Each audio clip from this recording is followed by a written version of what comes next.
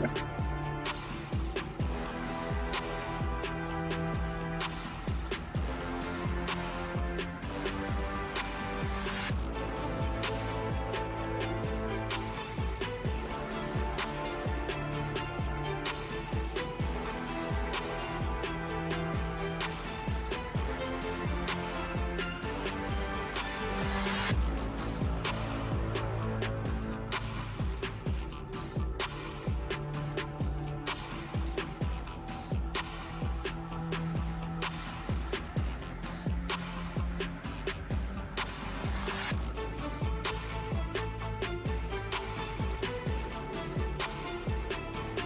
Peace and welcome to the culture right here on the Black Star Network. Folks, we got a great show for you today as we continue to talk about the issues that matter the most. Let's first talk about what's going on with Travis McMichael. This was the young white male that was convicted for killing Ahmaud Arbery. He fired the fatal shot that killed this black man that was running through the Georgia neighborhood that got him, his father, and a neighbor all convicted. Mr. McMichael is now sentenced for a second life sentence again. And we'll talk a little bit about the impact of that. Also, let's talk a little bit about medium. I know there has been a lot of conversation about content on certain media spaces, but what about the mediums themselves? We'll have a discussion about it. Plus, we got some things for trans folks that doing the most and a whole lot more. So stay with us. That's all happening on today's edition of The Culture right here on the Black Star Network. Let's go.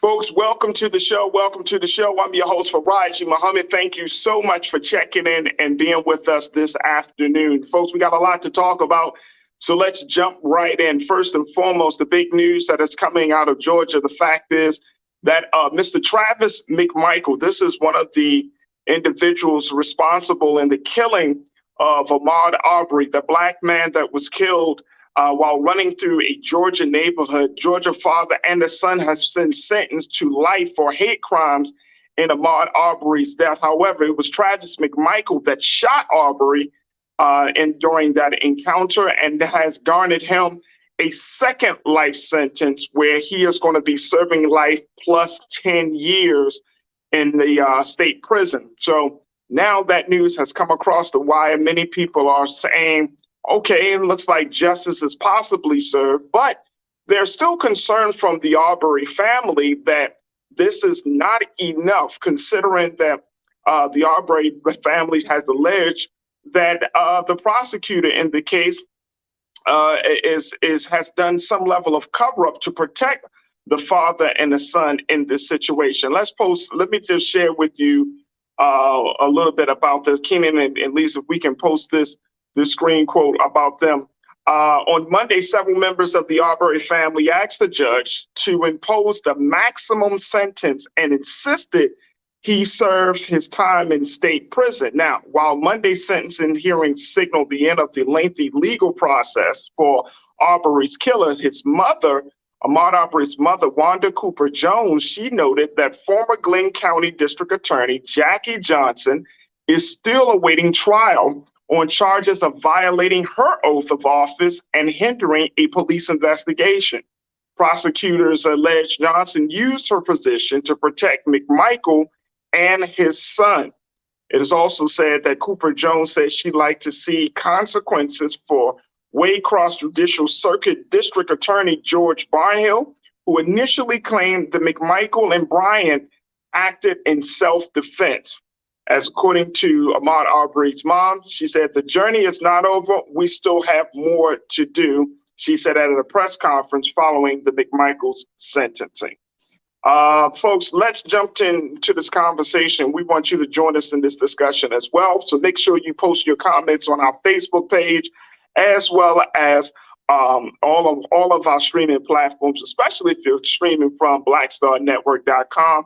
I want to bring in my culture crew member for the day, Jules P., who is a hip hop artist and activist, to get his take on this new legal development, a development that many people foresaw happening as a result of the intense nature of this federal hate crime. Jules, it's always good to talk to you on Monday, brother. How are you this afternoon?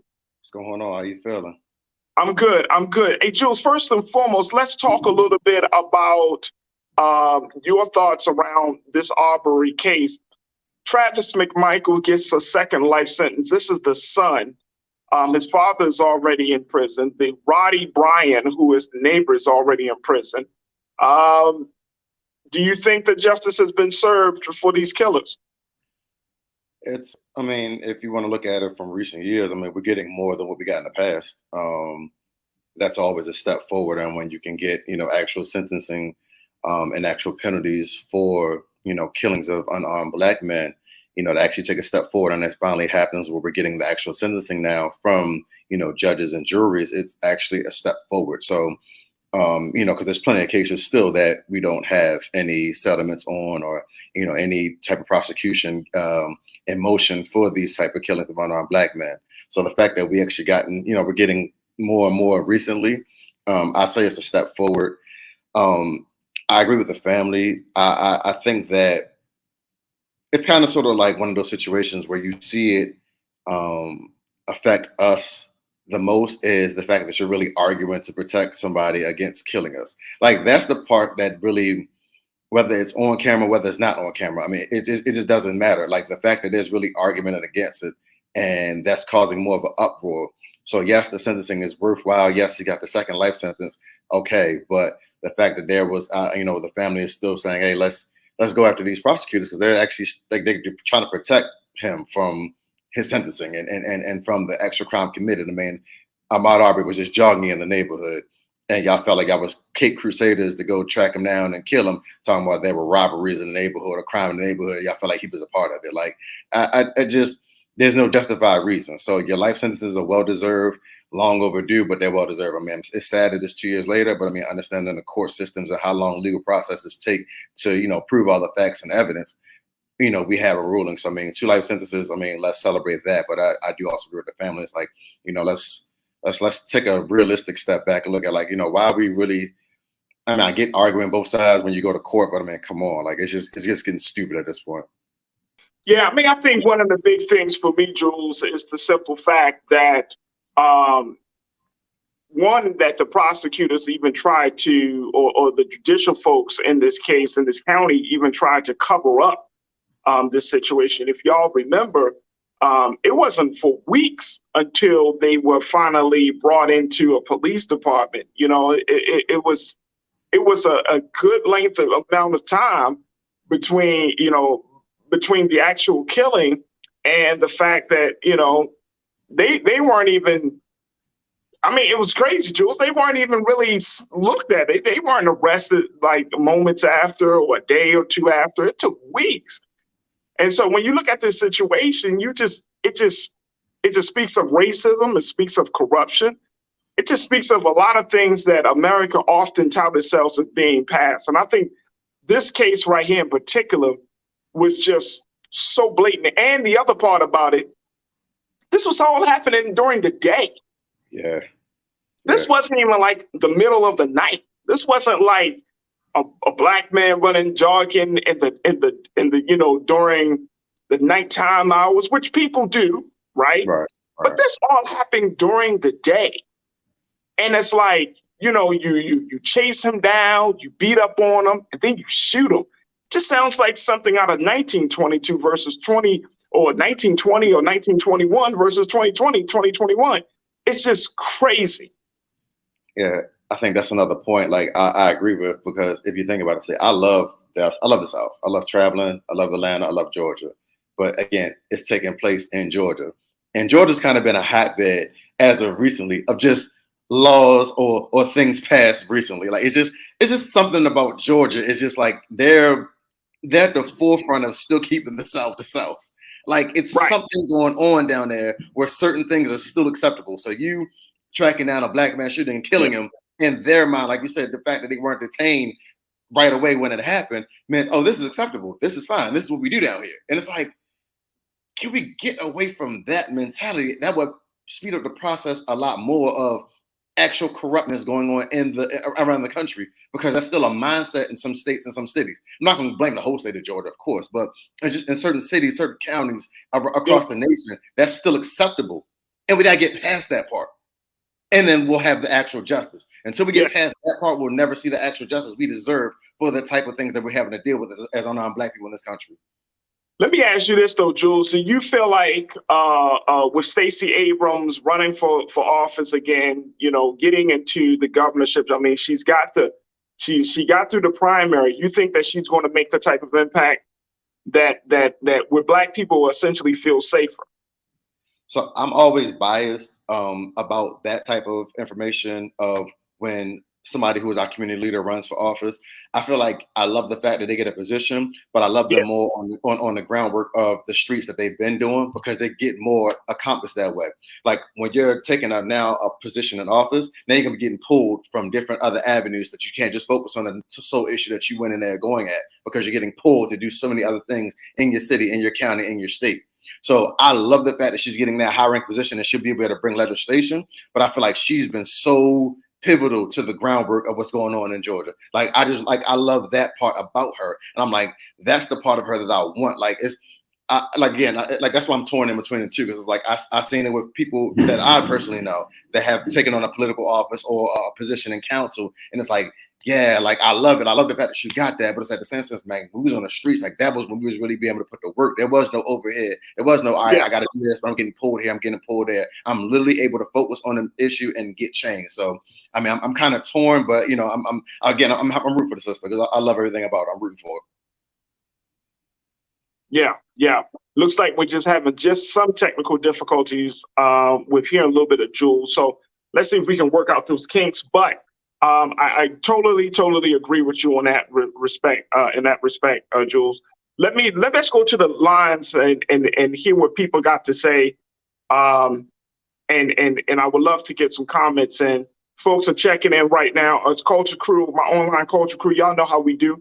Make sure you post your comments. Let's jump right into it. Damon, my man Damon, good to hear from you today, bro. Happy Monday. Damon, you checked in and say they all need to go to jail. Facts. Right. Facts.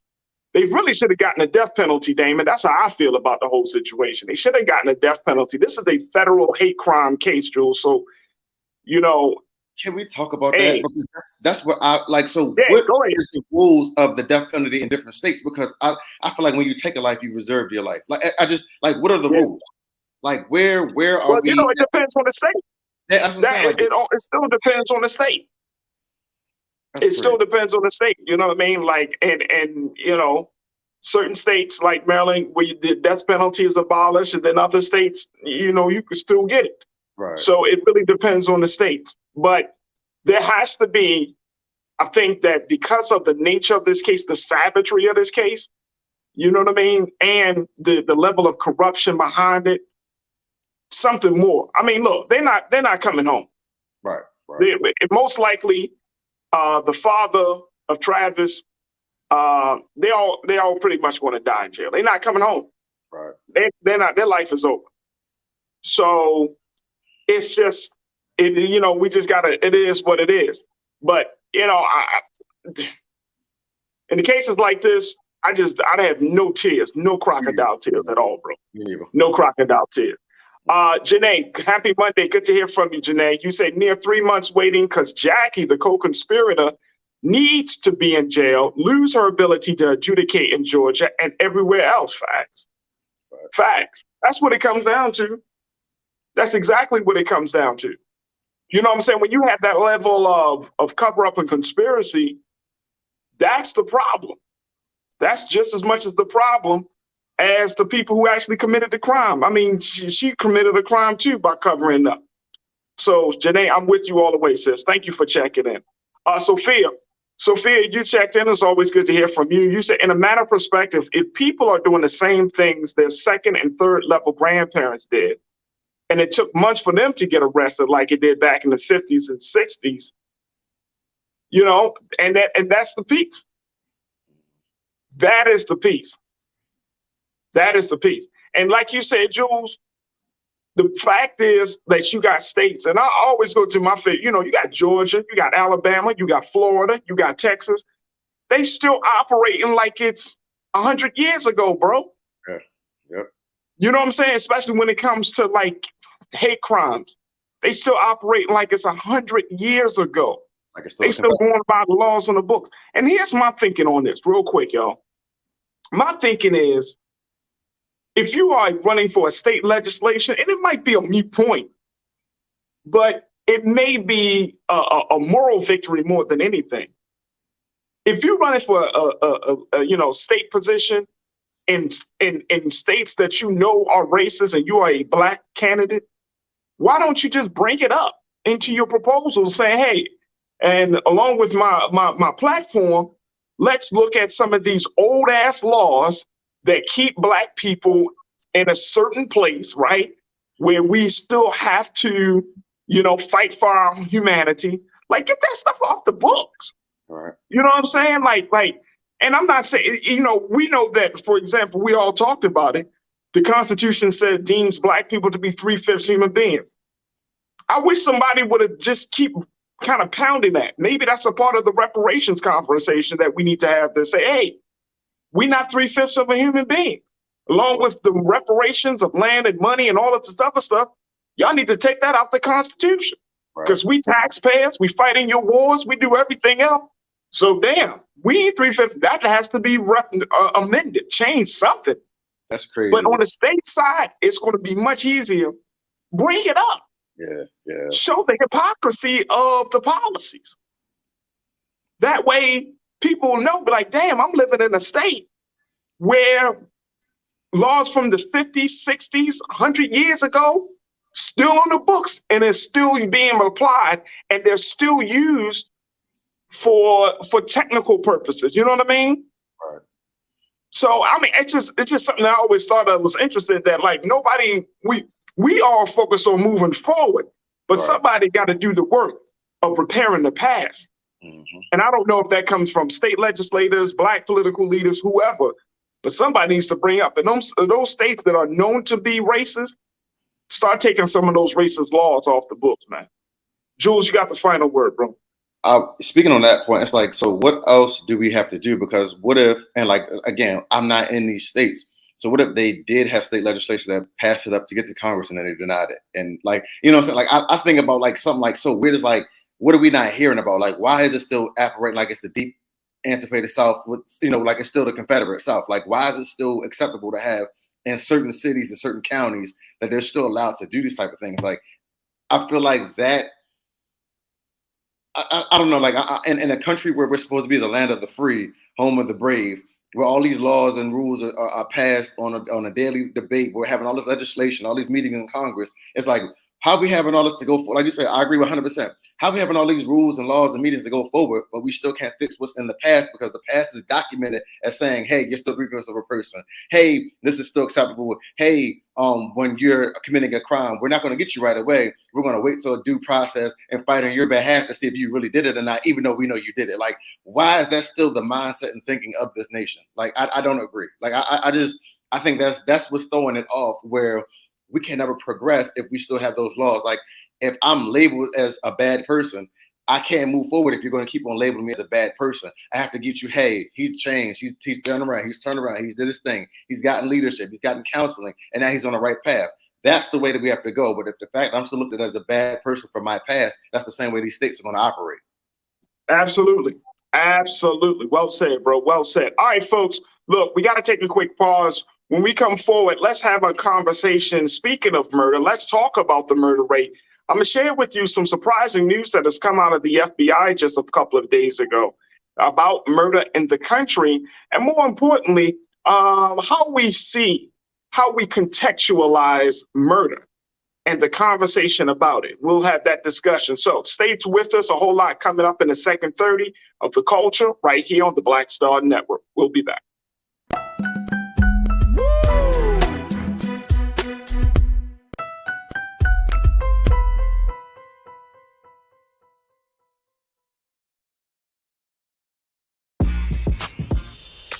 When we invest in ourselves, our glow, our vision, our vibe, we all shine.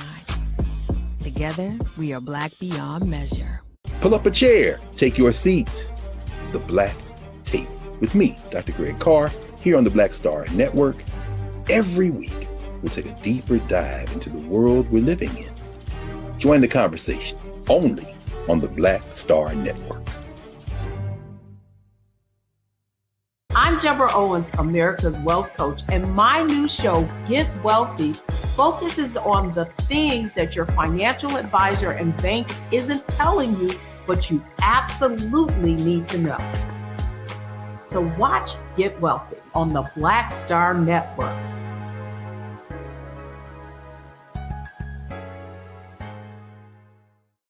When we invest in ourselves, we all shine. Together, we are Black beyond measure.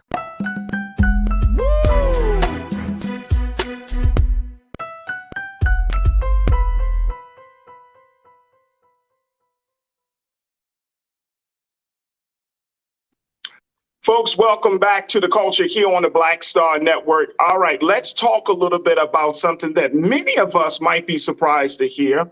As we talked about what was going on with Ahmaud Arbery, on the flip side, did you know that the murder rate in the United States of America has actually dropped? Yeah, there has been a drop in murders, folks. And according to the FBI, who put out some of the latest data around this situation, take a look here. Check this out. Let's put that first quote up, please, Keenan. That the murder rate in the country, according to the FBI, nationwide shootings are down 4% this year compared to the same time last year in big cities. Now, murders are down 3%. 3%. If the decrease in murders continue for the rest of 2022, it will be the first year since 2018 in which they fell in the United States. The declines are small, but they are welcome news after 2 years of large increases left the murder rate nearly 40% higher than it had been. Now, in 2020 and 2021, folks, many people have said that the murder rate was extremely, extremely high. Now, that was due to a lot of issues, from everything from COVID to law enforcement dealing with the blowback from police protests. Check this out. Let me share with you this. This is what's up. Let's go to the second quote. 2020 was a chaotic year overall. With COVID, protests about police, and a presidential election, this turmoil fostered social discord and anonymity, which also could contribute to murders. As people lose trust in each other and their institutions, they are more likely to lash out in crime and violence. As the chaos recedes, the violence may be receding as well. So this comes from the New York Times. And as a result of that, many people are getting a very skewed view of murder in this country, so much to the fact that they believe that the country is more violent than it has ever been. You might be thinking that in your respective cities, your respective towns and states, that, you know what, murder has gone up. And guess what? I'm so sorry to say this because I'm a part of it, but the media has not done enough to relieve us of the bad news. Now, that is one of the big reasons why we're having these conversations about murder so much. And there seems to be this view, this perception that murder is on the rise, that murder is happening around every corner, that murder seems to be the order of the day. And this bad news that is being perpetuated by media is often causing people to feel less safe. Now, also, let me just share this with you, as the New York Times put it out, that when the media reports, check this out, they said this, when the media reports on crime, and let's go to this third quote real quick, Keenan. When the media reports on crime, it almost always focuses on grim stories. Y'all, I'm sure many of you have known that.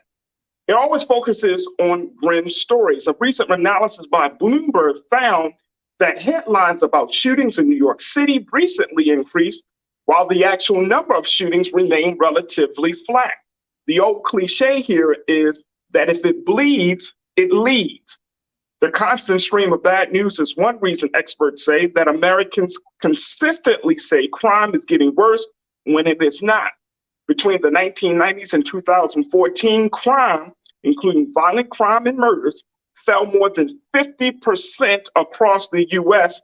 Yet for most of that time, a majority of Americans told Gallup that crime was up compared to the year before. The bad news bias potentially leaves Americans more scared for their safety than they should be. It also may drive more people to believe that punitive criminal justice policies are needed or that reforms are increasing crime when they are not. Wow. Let's go to Culture Crew member Jules P. and let's hear what he has to say on this. Jules, are you surprised by the fact that people think that murder seems to be so rampant when in fact the FBI is saying it's not? Things are actually slowly, even though slowly and gradually, things are getting better. What's your take on that, bro? Perception is reality. So when you, wow, I agree with the news take. So if you're, look at the line, if it bleeds, it leads. So in cities that, well, in the city that we live in, if you start off the news with a shooting, okay, so let's start off with the 12 o'clock news. Let's just say there was a shooting let's just say the 6 o'clock news. Let's say there was a shooting in the afternoon. So the shooting, let's say, will happen around, around 2 o'clock roughly. So we get a notification on the little news apps, whatever, about that, like that. The 6 p.m. news, 8 p.m. news, and 11 p.m. news will all lead off with that shooting. And it's like, then it continues on to the next morning. We'll follow up because the morning news from the day before didn't get a chance to report and talk about it. And then we'll follow that story during the course of the day. Say we're still investigating that shooting. Then it goes to waste because there's another shooting. So it's like, it's literally the first story of every news broadcast. So across the country, I can say, hey, according to that report, it's down. But when you live in high crime cities or high crime areas, you don't feel that at all because that's all you see. We're coming off another violent weekend here in Baltimore. Right. And I can't say that I feel like, the crime is decreasing, it's going down, if that's what's perpetuated every time I wake up. I don't even have to get on the news because I don't even watch the news as much as I do. I have the apps. So first thing I look at when I scroll on my phone is my headline before I even get to my actual phone, the notifications on my home screen, 15-year-old girl. Like it's literally every day. It's something. And that's in high crime cities. So that's what we have to deal with. So according to the polls and across the country, okay, it might be down. And that's great. So the thing that I always say, and this is like, again, I can't think like a criminal, I can't think like a murderer, so I don't know what goes on their mind when they're committing these crimes.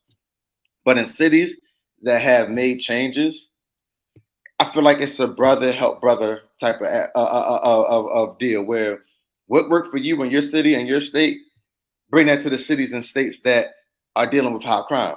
Because if it's working for you, there's something that was effective, whether it was a change in commissioner, whether it was a change in protocol, how your officers handle situations, whether you're opening up more community centers for youth to have places to go so they don't have to be involved in streets and crime and drugs. Like, what worked for you that can now help us get our crime down? Because I feel like we're dealing with repeat cycles in certain cities. It's like we feel like it will never change. Now, the country can say it's changed, but we looking from the outside in don't see that because we look from the inside out. We don't see that because we're dealing with it right here on a daily consistent basis. So I would love to say, hey, well, I heard in North Dakota, they had a murder in 3 months. That doesn't register to me as something I would care about when I'm dealing with something every 3 hours here. Like, you know what I'm saying? It's always something that brings you back to that negative space. So it's kind of like a social media driven world where that negativity attracts attention. So when something happens, we got to beat it and people say, like, this is what's going on. This is what you need to focus on. It happened in this area again. Oh my God, we had officers, but they weren't around. Like, it's always something that's bringing that crime on the forefront of these certain communities. So like whatever you're doing in these areas that is working, be a brother, be a sister, bring that to, hey, let's network and link up. Well, let's try this. And then it's going to be trial and error because, again, what works for you is not going to always work for us. But let's do trial and error to help us get our crime down so we can also be a part of the majority instead of minority. No, I agree with you, bro. I agree with you. First and foremost, I think that you're absolutely correct. I think that if you move from one city to another, you got to bring the energy of peace, right? You got to bring the energy of healing, and that you should be a part of that community of whatever new city, new space that you're in. You should be a part of the solution. But I do think that, and there's, I recognize this. I work in media. I work in news. I talk about this, and this is partly why, folks, I don't like to keep having certain conversations, even on this show, when I do my radio show. I don't like to have certain conversations about murder. I don't like to, because without, understanding how powerful the platform really is, and most importantly, how powerful perception is. Like you just started off your remarks saying perception is reality. That is true. Those of us in the media, we have to be more responsible in understanding that people, as much as they might say, no, this stuff don't influence me. We are influenced by this stuff. We are influenced by what we hear, by what is done. But most importantly, we're influenced by the platforms and the people who gives us the information, right? So it's like, if you're in Baltimore, you say, oh, yes, the Sun said. If you're in Los Angeles, hey, the LA Times said. You in New York, oh, the New York Times said. You know what I'm saying? Because we look at those sources as being credible, legitimate. Even if you hear on Black Star Network, so-and-so was talking about this, I heard. Or this was said, D.L. Hughley said this, or so-and-so said that. I mean, we give credence to it. So and I'm saying for us as Black folk, as Black media, we have to reshape the context in which we tell these stories. Right.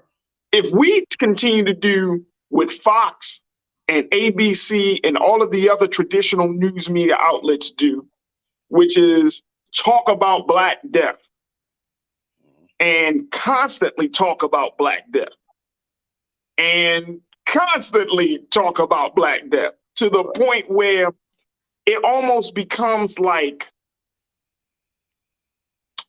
they use the term, and I can't think of it. It's like, you talking about like this death porn, where it's just this fascination. Like we always got to talk about the death. We always got. And I remember when I was doing my show on EAA in Morgan, and, murders would be happening all the time in the city of Baltimore. And people would be like calling me up. Hey, bro, Farajii, how come you ain't talking about the murders? Well, what do you want me to talk about? Right. Man, these murders are crazy. And that's all you're going to say. Right. So you want me to use my precious airtime to talk about the murders to just say, man, that shit crazy. Right. Or you want me to use it to talk about other things? Because guess what? If you live in Baltimore, Detroit, some other city that has an issue with violence right now, it's not like you don't know murders are happening. Right. There you go. We got to do it. This is not to say that that's not important, but you got to give people something else to think on. Right. That's the point. Otherwise, when people tune in, they're going to be like, well, they talking about the same stuff that my homeboys and the neighbors and the coworkers are talking about. Right. I think, and y'all tell me if this is true or not, I think that a lot of Black people, we're tired of hearing about the murders of Black people, man. We know it's happening. But if there isn't any major development, any major action that's being taken to help to stop the murders, what are we talking about? Right. Seriously. We could talk about, stop the violence efforts happening across the country in different cities. Like, okay, we can highlight those organizations like We Are Us or Peacekeepers or,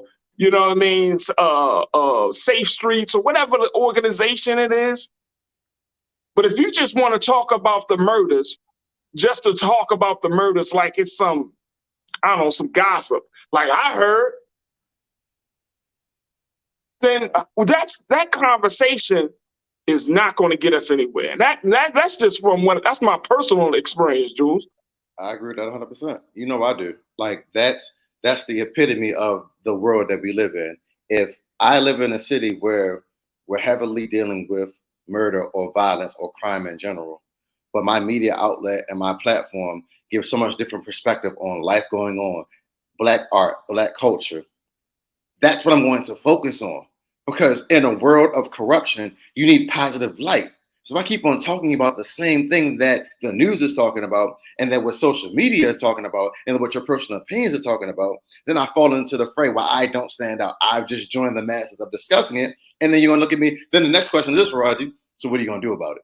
Because we're not just going to be talking about it all the time and keep on bringing it up every Monday on the show. Hey, man, over the weekend, it was this many murders. Over the weekend, it was this many murders. Because the next question your viewers going to say, well, what are y'all doing about it? Y'all just sitting there talking about it.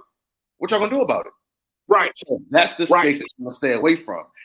The negativity drives headlines.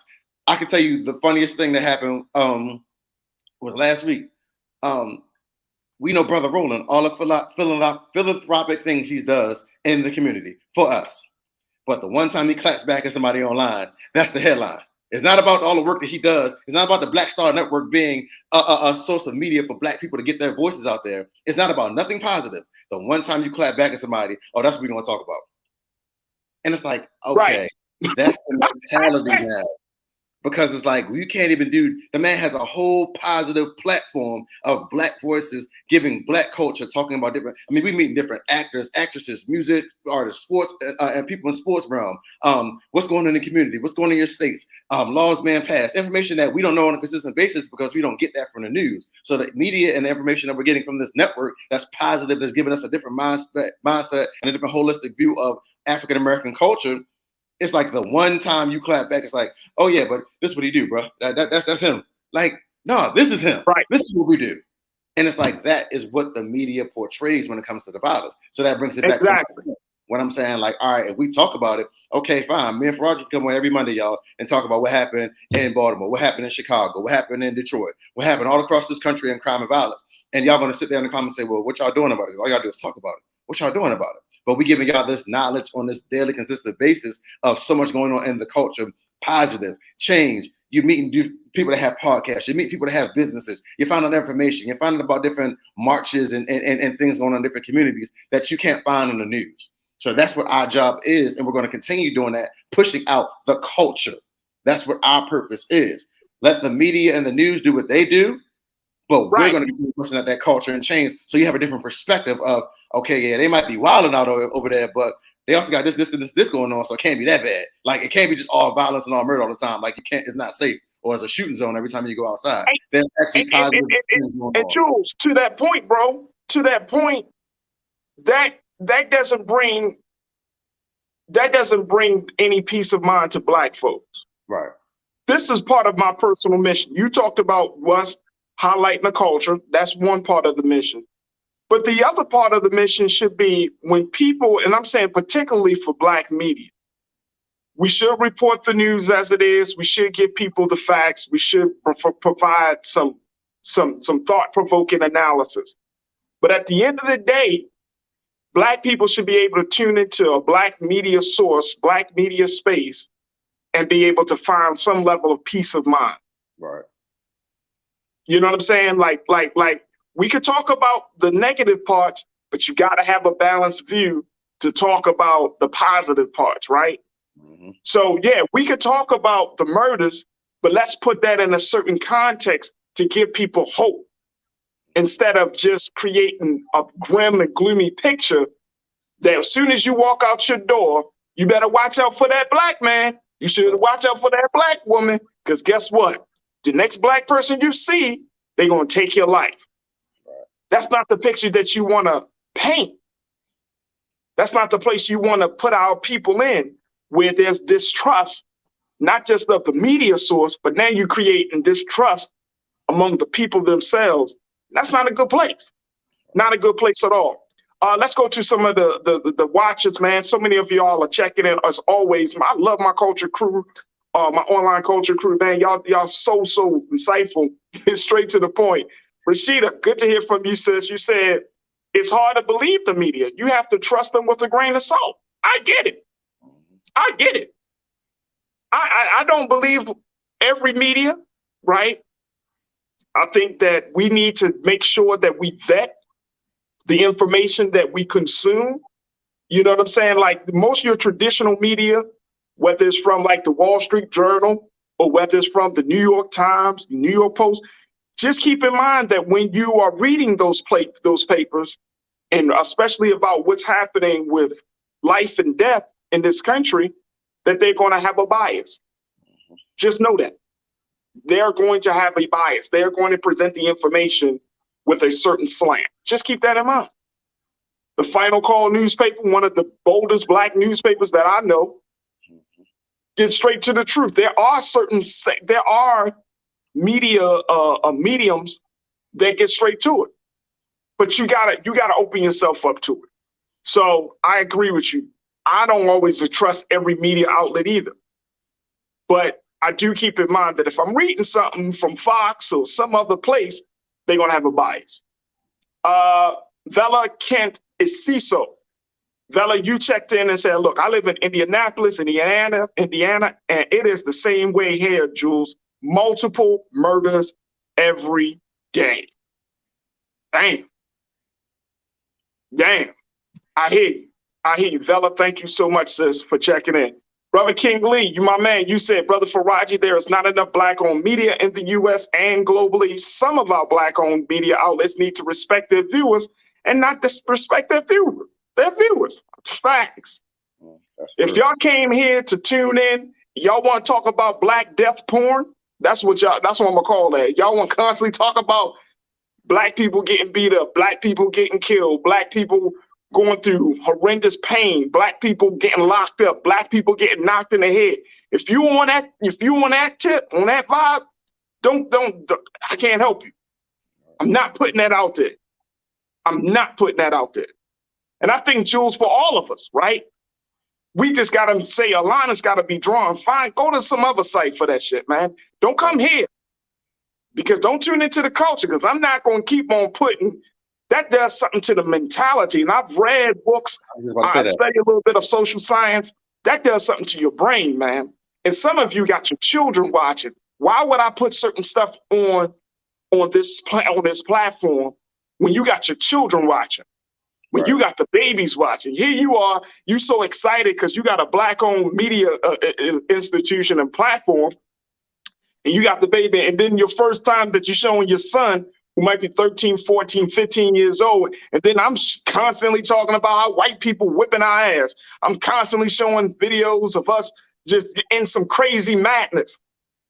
And then your son, he just looking, he like, damn. Nothing uplifting, nothing empowering, nothing enriching his life. Come on, man. We do ourselves a disservice, bro. What's your take on that, Jules? Yeah, I was literally going to say the same thing. Like, think about it. When are you ever going to decompress if all you're getting is negative media?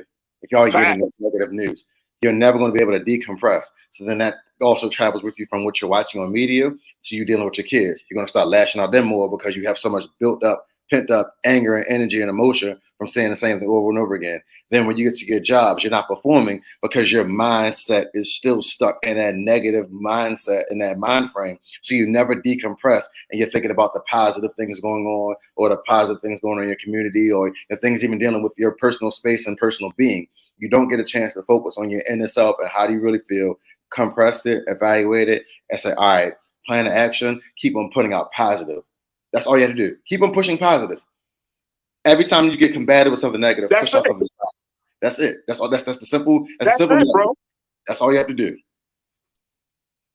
All you got to do.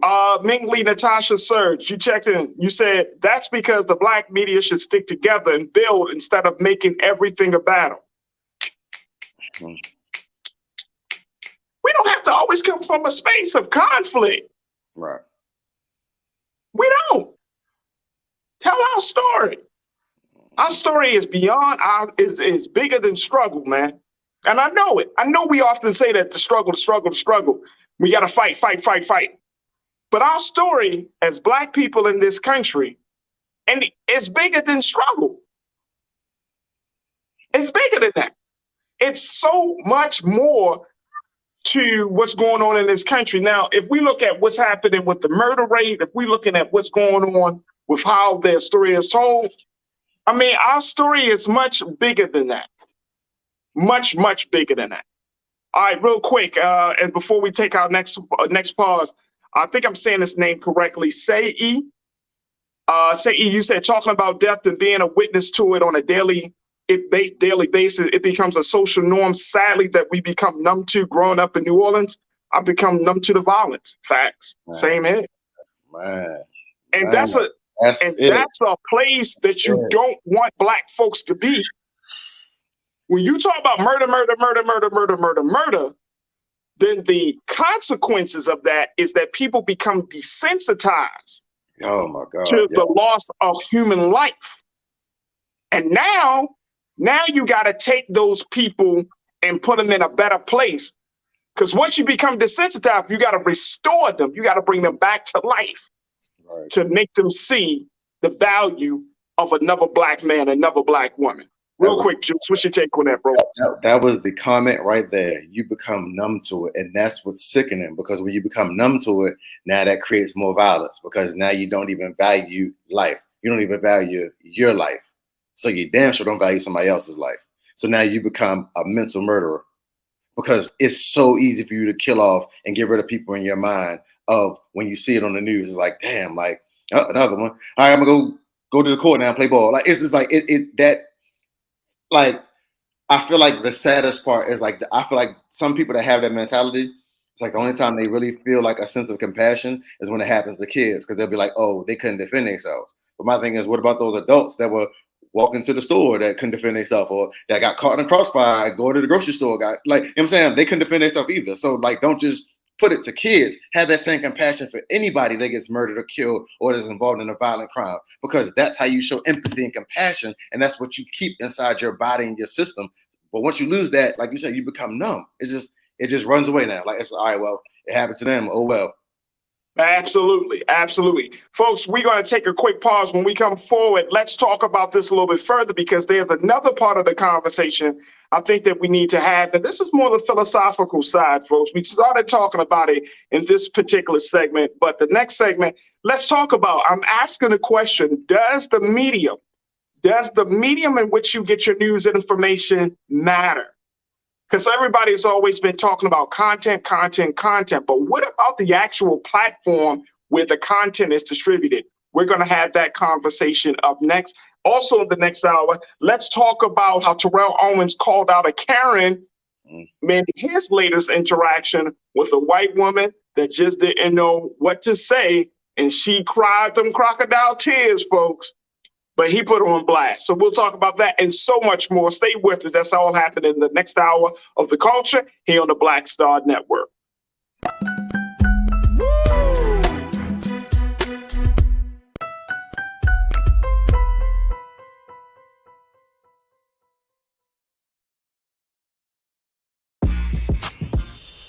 When we invest in ourselves, our glow, our vision, our vibe, we all shine.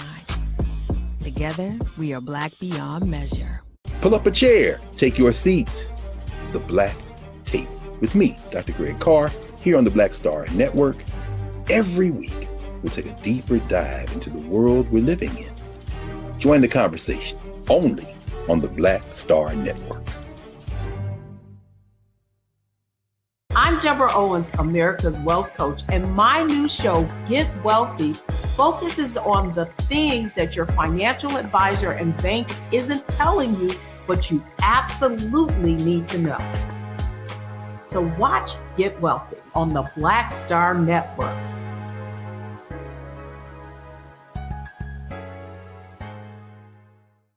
Hi, I'm Dr. Jackie Hood Martin, and I have a question for you. Ever feel as if your life is teetering and the weight and pressure of the world is consistently on your shoulders? Well, let me tell you, living a balanced life isn't easy. Join me each Tuesday on Black Star Network for A Balanced Life with Dr. Jackie. We'll laugh together, cry together, pull ourselves together, and cheer each other on. So join me for new shows each Tuesday on Black Star Network, A Balanced Life with Dr. Jackie.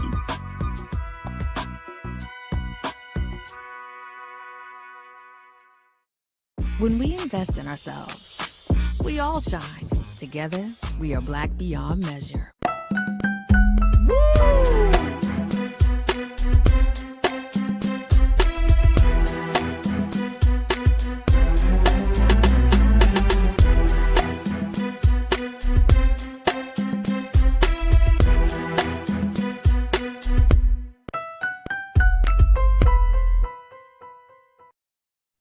All right, folks, welcome back. Welcome to the second hour of The Culture here on the Black Star Network. Thank you so much for tuning in. And folks, if you did not know, the Black Star Network needs your support. We need your support more now than ever before. As you know, Brother Roland has been rocking and rolling, traveling across the country, putting out the good word of this Black media institution called the Black Star Network. This platform, this institution that continues to bring you the information, to continue to have the conversations that are important to you.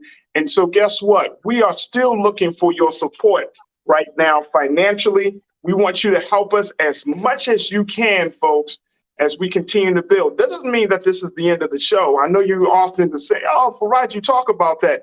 But seeing the growth and most importantly, the demand for Black media now, this is important. So again, we ask that you give financially to help us in this great work that we're doing, providing a space, and most importantly, having you cultivating a voice for Black people that has yet to be fully heard in this country. So make sure you'll show your financial support for Black Star Network at blackstarnetwork.com. All right, folks, this other conversation that we started touching on a little bit in the previous conversation, talking about the murder rate and more importantly, the bad news bias that continues to control how our story is told, and most importantly, how the story of violence is told in this country. And it leads us to ask the question, does the medium matter? Medium being, does the platform matter? There has been a number of people who are saying, I didn't want to be the true. This is an op-ed that was written, but it said that the platform does matter. It's not just about the content. Like we can have a conversation, as this writer pointed out as in his op-ed, we can have a conversation about television and not just a television show. Let me just share with you what they said, and then I want you to give me your thoughts. You can post your comments on our Facebook page, on our YouTube page. You can definitely let us know what your thoughts are. But does the medium matter? Let's post this first quote, Keenan. This comes out of that Ezra Klein. Ezra Klein is a opinion columnist for the New York Times. I listen to his podcast and often read his pieces. But this is what he said. He said, I didn't want it to be true, but the medium really is the message. He said, we've been told, take a look, we've been told and taught that mediums are neutral and constant, and content is king. You can't say anything about television. The question is whether you're watching the Kardashians or the Sopranos, Sesame Street or Paw Patrol. To say you read books is to say nothing at all. Are you imbibing pot boilers or histories of 18th century Europe? Twitter is just a new town square if your feed is a hellscape of infighting and outrage. It's on you to curate your experience more tightly. As we're also pointing out this, check this out. He said, there is truth to this, of course, but there's less truth to it than to the opposite. McCullen's view is that mediums matter more than content. It's the common rules that govern all creation and consumption across a medium that change people and society. Oral culture teaches us to think one way, written culture is another. Television turned everything into entertainment, and social media taught us to think with the crowd. Wow. As I said, all this happens beneath the level of content. CNN and Fox News and MSNBC are ideologically different, but cable news in all of its forms carries a sameness. The look of the anchors, the gloss of the graphics, the aesthetics of urgency and threat, the speed, the immediacy, the conflict. Wow. Media That is the name of the game. It's not just about content. It is also about the platform. And that's why we are talking about this, because the platform matters just as much as the content. When you, for example, we talk about Black Star Network, if you know anything about history, you know that that this platform is a homage to the thinking of great revolutionary and visionary minds like the Honorable Marcus Garvey and others, that there's a certain level of independence that comes with this platform, that we can have a conversation about, politics of the day, educational issues, healthcare disparities, and all of those things. But because they're on a platform called Black Star Network, those conversations are going to be curated. Those discussions are going to be handled with Black people in mind. And I'm saying for the best, for the benefit, for the enrichment, for the enlightenment of Black consciousness. That matters a lot. But what's your take on it? Join us in the conversation. Post your comments, Culture Crew, to Facebook, YouTube, and let's bring back our Culture Crew member. He's a hip hop artist. He's an activist. Jules, what do you make of this idea? Does the medium matter? The medium does matter. So I was thinking of funny examples when you were reading it. So let's take ESPN, for example. We know they're going to talk about sports, but not only are they talking about sports, it's coming from credible sources. They don't just bring anybody from the barber shops and in the neighborhoods talking about what they saw in the game last night. Credible sources, journalists, communications, they created a whole platform where you're getting the actual stats and reports directly from the sources. Okay, so let's take that for example. So that's the medium. Let's take Fox News. I mean, right? Fox News. We ain't got to talk about it. We don't watch it. But, we all know. So, all right, next. Black Star Network. Exactly what you just focused on and talked about, and what we just talked about in the last segment. What our platform is, what the shows are curated to do, what information they're trying to put out there. Okay. I feel like the medium is the most important, because you can have a network, or you can have a station, or you can have a channel, and then you can drive off anytime the ship to go and join the negative. And then now you do become the credible source. You just come in part of the norm and try to do what everybody else is doing. The negative headline that we discussed earlier is what's selling. So if that negativity sells, you started off with the idea like, hey, I'm going to go do this. I'm going to go do that. This is what I'm going to focus on. And then as soon as you see that your ratings and your network ratings are going down, it's like, all right, well, let me focus on the stuff that people are talking about. That negative thing that's popping, that's going to make my ratings and my network get its fame and its publicity, and let me put that out there as the leading source. Or let me create and get the shows that are like the Kardashians, that are like the Sopranos, that are like the Sex and the Cities, to now take away from the basis of what my network was created for, and now let me put that on there so I can get ratings. Everything is about ratings. It's like if you don't have ratings, then you don't have a job. There's ways to do this, and it's called creating that space in your own space to thrive in. It's not going to be a microwave process. Sometimes it's going to be a crock pot. It's going to be a slow cooker. Most people want that microwave success when they create something. They want to be popular right away. They want the success right away. All of these networks didn't start off like that right away.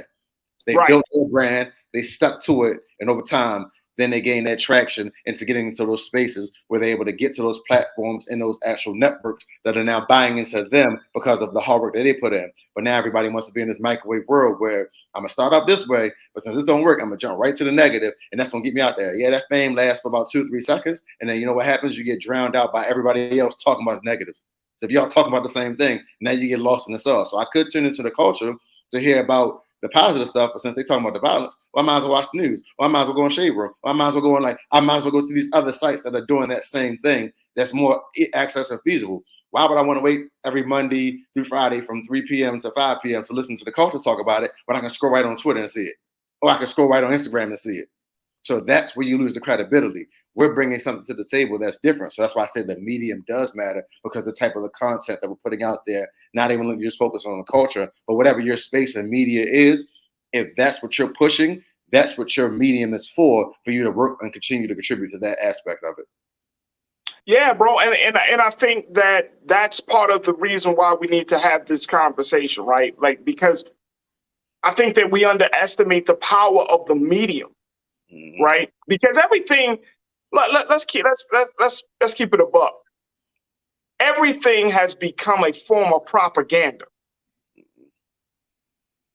And as a student of communication, as a student of journalism, you know, we often, and I see this often in Black media, we talk about, you know, the importance of adhering to journalistic ethics and standards, right? Just sticking with the facts, you know, not going too deep. And in this platform, on this show, we provide opinion, right? So we stick to the facts, but even in your analysis and your opinions, let them be rooted in something factual, right? Like, don't you just can't come up on here and just talk and be like bop bop bop, and then you next thing you know, it's not rooted in anything. You know what I mean? It can't be researched. You just giving wrong information.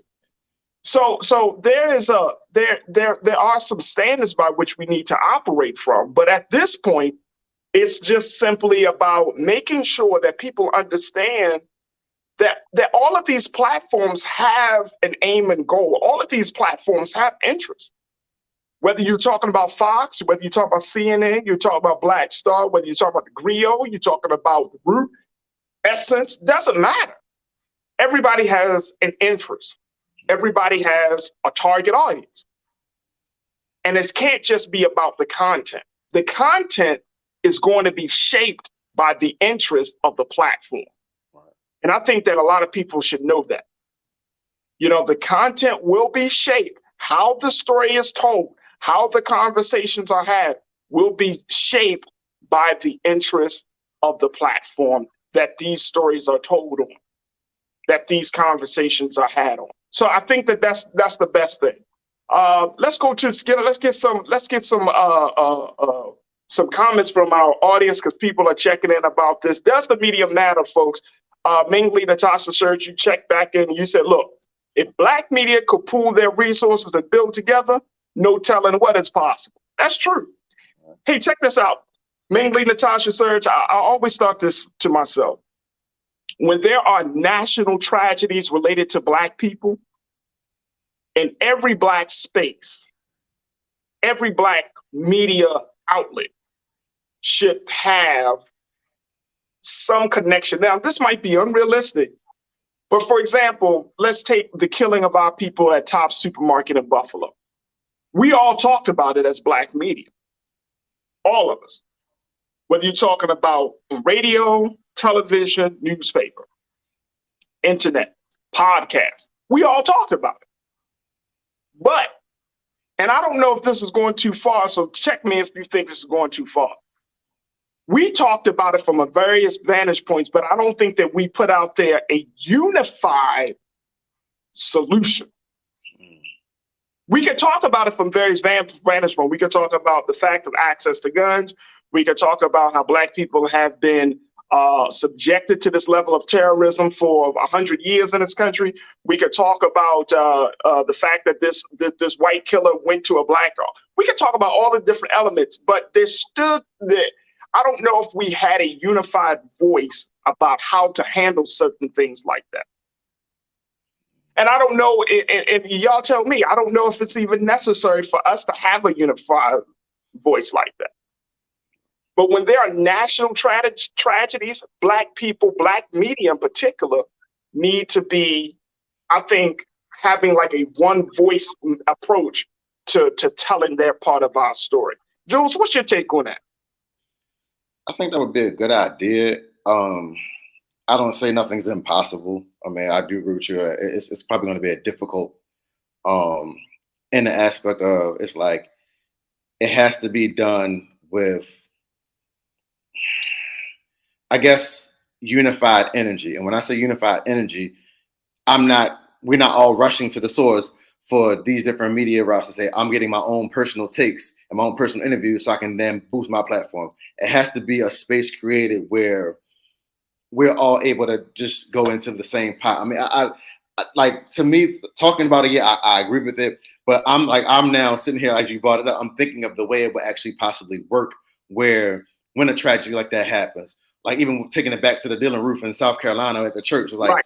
where our Black media can have that space from all across the nation, not even just in South Carolina, where we're coming from Baltimore, where we're coming from LA, where we're coming from Philly, where we're coming from Miami, where we're coming from Chicago, wherever the Black media is at, we're all now in that space, creating that now, hey, this is what we're unifying. We're going back to, it's getting to the space of that positive light to, give healing, give hope, give empathy to the ones who lost their lives, and then also to come together and say, hey, and we're not going to tolerate this going forward. So now your next, whoever's thinking about next, you ain't in that space. We showing up. We on 10 foot down. We in there. Even if it's not even just Black media, Black organizations. Like if I was still, we 300 were still together and we were able to show up at that type of thing when it happened. It's like, oh, they ain't playing. This is for real. This is how they're standing up. They're standing up to the nonsense. They're standing up to the BS. This ain't tolerated. So I mean, I want to see how that works. Like I want it to work, but I don't know how. Like my mind is like, all right, like let's strategize and mobilize and think of how we create that space where we're all able to link up together. And when the issue arises, which we hope, in my opinion, we hope doesn't have to be too many issues in our future. Like let's hope that it just stops. And I know we live in a realistic world where there's going to be crime, there's going to be things, there's going to be different things to deal with in the media, but in the instance that it happens, what's that space for us to create and link up together and then go out there and 10 toes down, we're on the front lines together as medium, creating the stories so the narratives don't get drawn against us. And that's a great point. That's a great point. I think the other part about it is, and this is something that Brother Roland often talks about, you're trying to get ad dollars. Like some Black media, they're Black on the outside and that's as far as their Blackness goes, right? Mm-hmm. Some Black media, when you're talking about, see the other Black media as being competition. Right. And that's the issue. And getting money, you know what I mean? Getting ad dollars, bringing in some level of revenue, and all of those things. Like, so Black media is see, oh no, you don't have to tune into this one, tune into me over here. And I think we do ourselves a disservice in that respect, right? Because the Black media community is so small. Now, this ain't like the 50s and the 60s. One of the things that I do, appreciate about that part of our history is that when we were forced to be together, you know what I mean? When things weren't integrated, we were forced to be together. We produced. Mm-hmm. We produced a lot for our people. So, along with the small towns and the Black professionals and the growth of the Black middle class and all of those things started to happen, it forced us to think independently, right? Mm-hmm. And we were doing it in a phenomenal rate, Jules, just coming out of chattel slavery. Then you get into that period where we started to do it. And that's where the hatred started to stem. That's why Rosewood and other small towns and Tulsa and other small towns started to get destroyed and bombed and all of those things, because we just got out of chattel slavery just the day before, just kind of like speaking. But we just got out of slavery, and then 20, 40 years down the road, we're producing. We've established small towns. But that during that period, we also saw this level of Black folks saying, you know what, we're going to stick together. We're going to tell our own story. So you had the Pittsburgh Carrier and other Black publications that came to light as a result of that, right? It's like Black folks that got put out of the white churches. We started what? The AME, you know what I'm saying? And then we started our own church network. Same thing with the media. We weren't allowed in the media spaces. We weren't allowed to write for the big newspapers. We weren't allowed to report. So what we do, we decided to tell our own story. Right. And somewhere along the line, that was disrupted. Somewhere along the line, the shiny reality of working for a quote unquote major newspaper versus your own newspaper, which was considered to be, which has been seen as a minor thing, became a little bit more appealing. The incentives became a little bit stronger. Where if you work for this publication or if you work for this station, and And we lost something in that process, bro. You know what I'm saying? Like we really lost the ability to speak our mind, to tell our story, to express our truth. Right. And so, you know, we just have to work our way back into that. We probably have, and I'm sure you will probably aware of this, we probably have more podcasts, Black podcasts, Black websites, you know what I mean, that report news than we probably ever had in the past 20 to 30 years. Right. But there's still some barriers from keeping us being on the same page. And I think that's the bigger goal of Black media. It's not just establishing a platform. That's one thing, and that's important. But the next step is, how do you establish a network where we can help Black people to get, it's like back in the day, if you during the 50s and 60s and 70s, if somebody died in Alabama, you felt it in Chicago. If there was a lynching in Mississippi, you felt it in Los Angeles. Right. Creating a network. And I might just be, you know, pushing out too many big things, and y'all tell me that.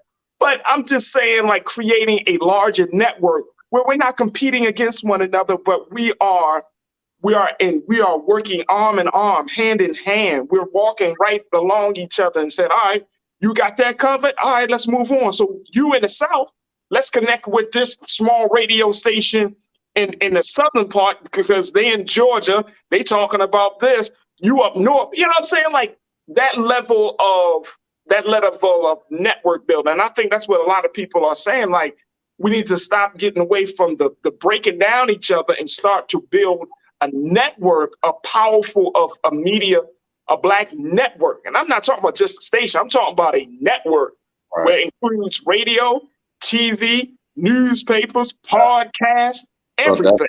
Yeah. So I'm with you 100%. So here's my ideals while I'm sitting here listening to you. Because, you know, my mind's like, the problem that I had with you, Farajii, is you always get my mind working.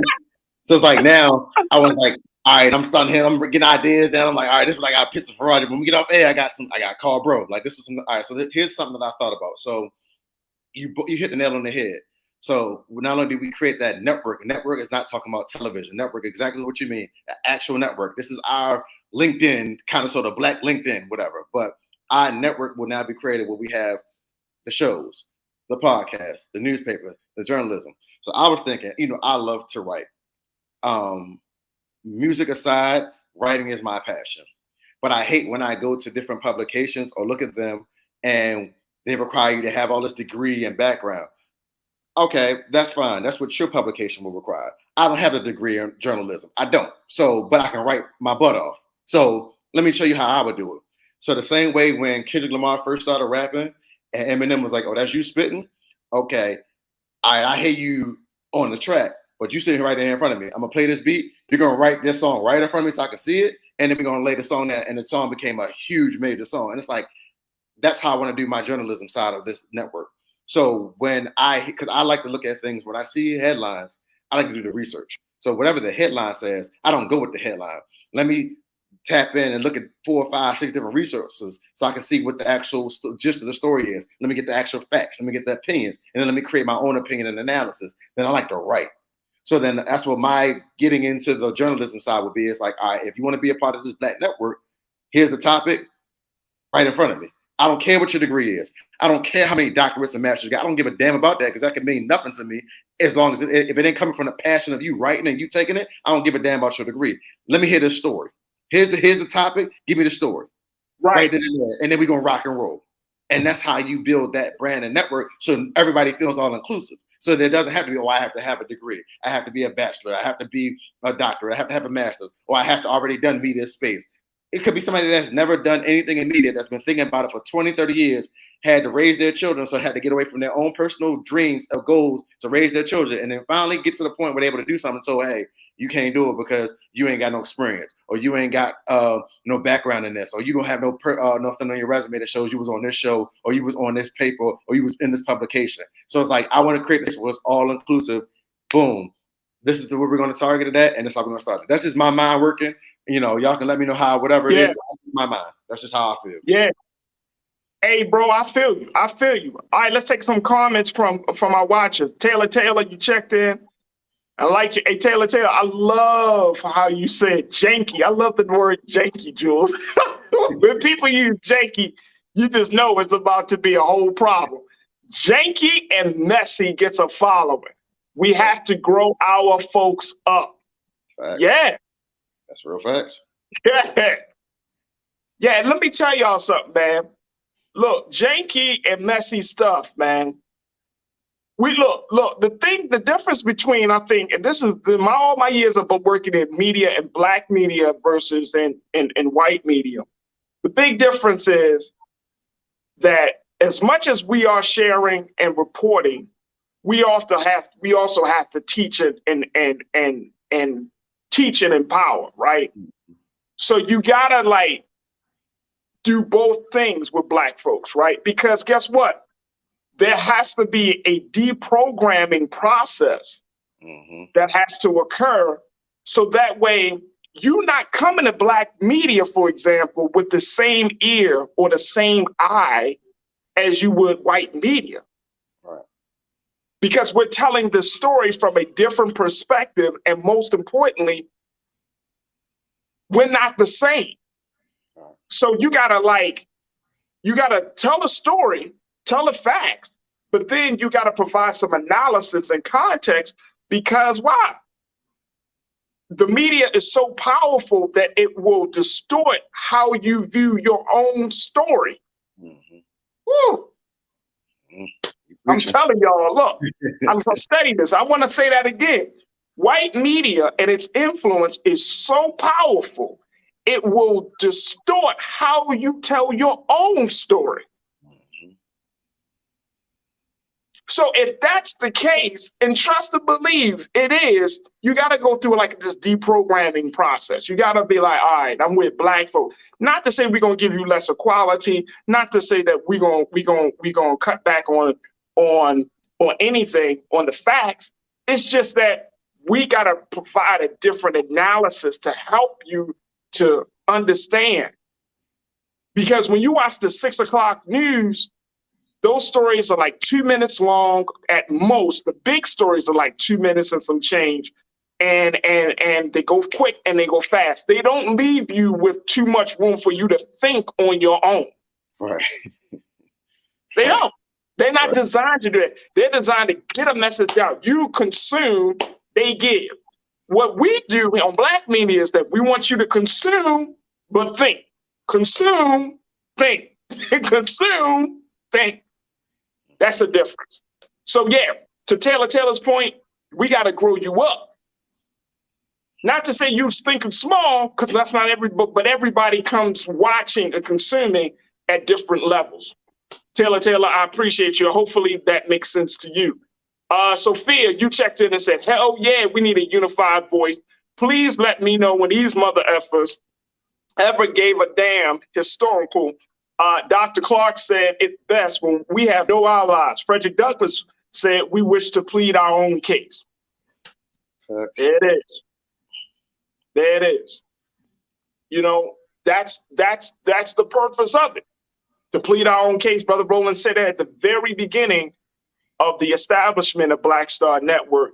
And that's something that will always be at the forefront of everything that we do. We have to tell our own story. We have to establish our own case.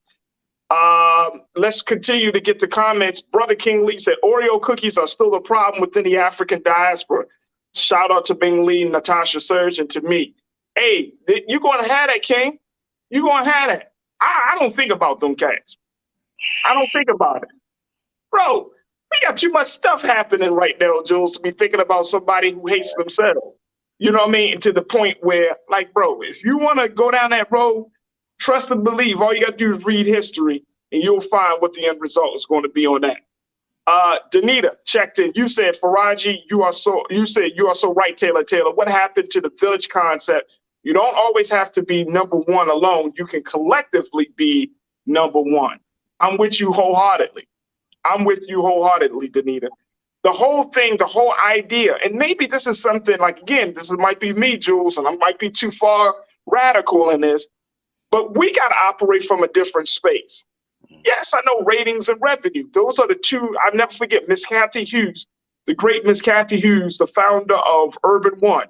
She shared with me, she said, Farajii, in radio, there are two things that matter.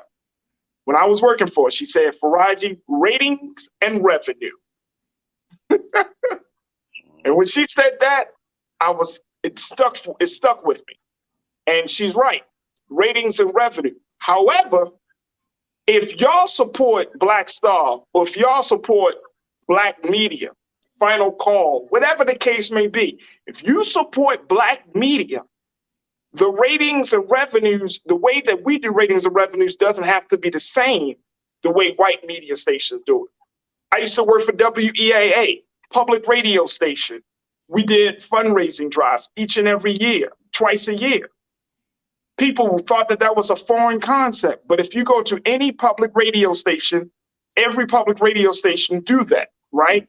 They do it in a different way, but they ask for your support in the public radio space.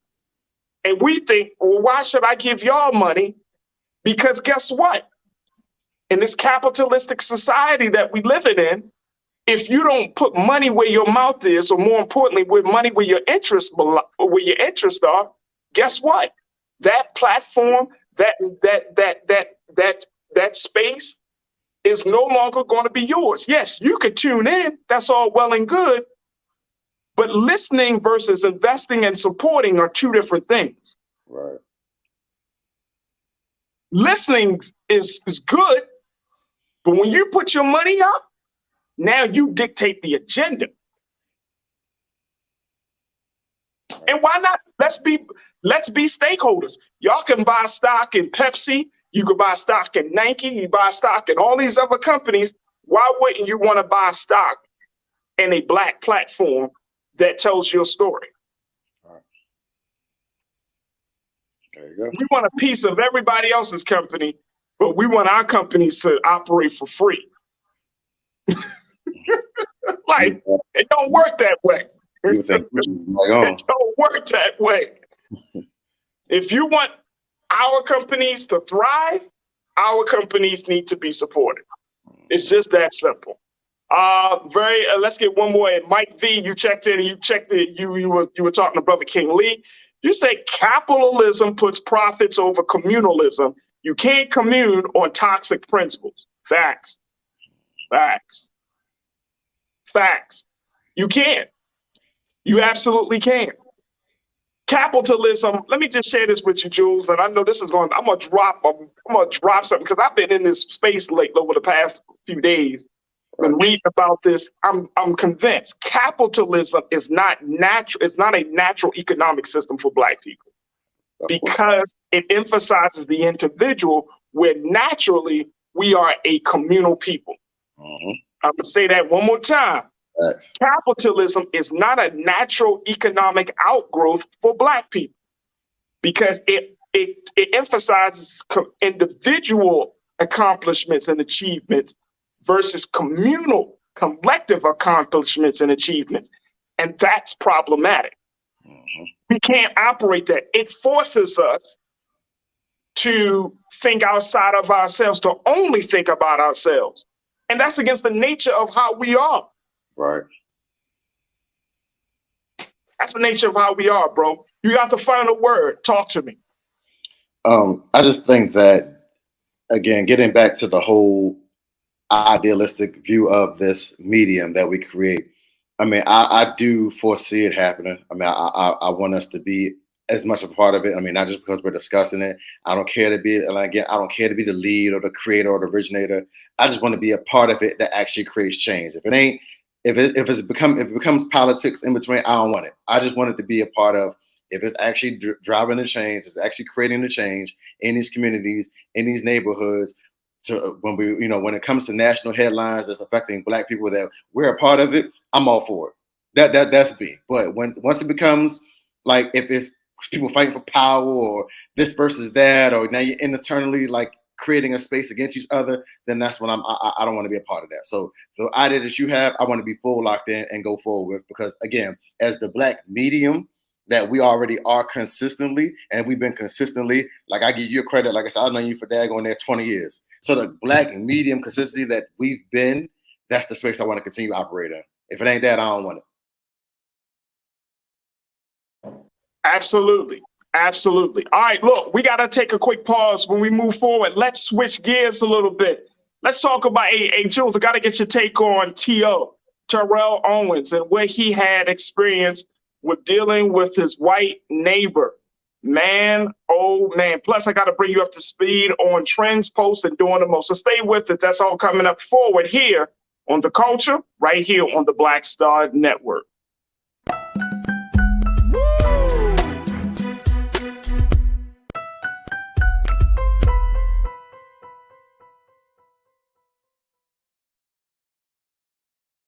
When we invest in ourselves, we all shine. Together, we are Black beyond measure. I'm Deborah Owens, America's Wealth Coach, and my new show, Get Wealthy, focuses on the things that your financial advisor and bank isn't telling you, but you absolutely need to know. So watch Get Wealthy on the Black Star Network.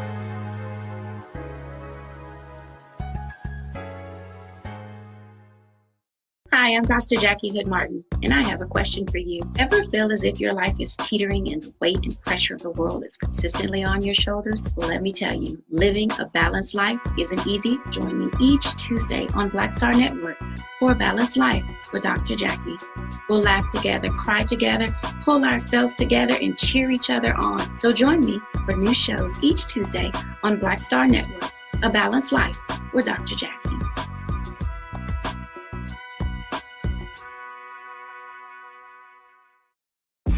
When we invest in ourselves, we're investing in what's next for all of us.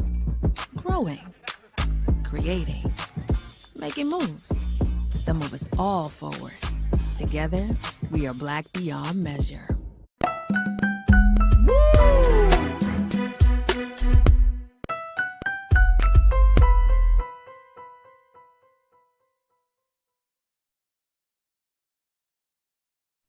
All right, folks, I want to share with you the story of NFL Hall of Famer Terrell Owens, who got himself in a little situation a few days ago when he was simply doing something very, very simple. And, when we hear about these cases of white women calling the police or feeling like their lives are being threatened, it's oftentimes rooted in some unrealistic fear.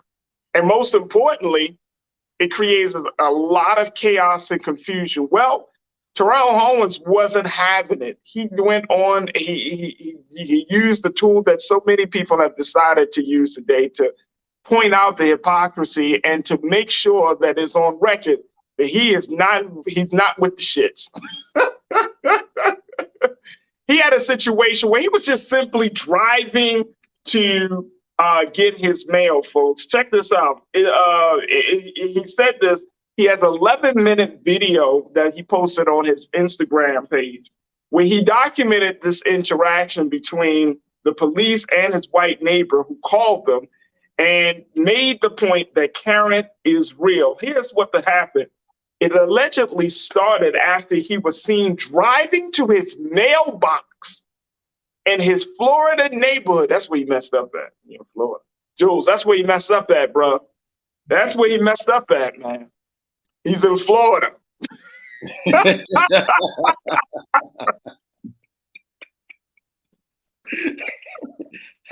sucks. I'm sorry, bro. That's what, we hear so many cases down in Florida, man. May God be with our people in Florida, boy. Damn.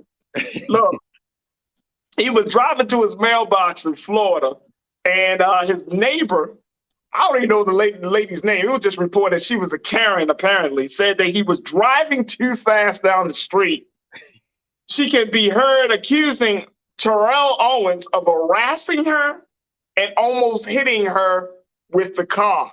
Mm. So she decided that she needed to bring the police into the situation. We got a video of this interaction. We got a short version of this video we want you to take a look at, folks. Check this out. Yes, we are live. We are live, and we got the police and everything. We got the police and everything.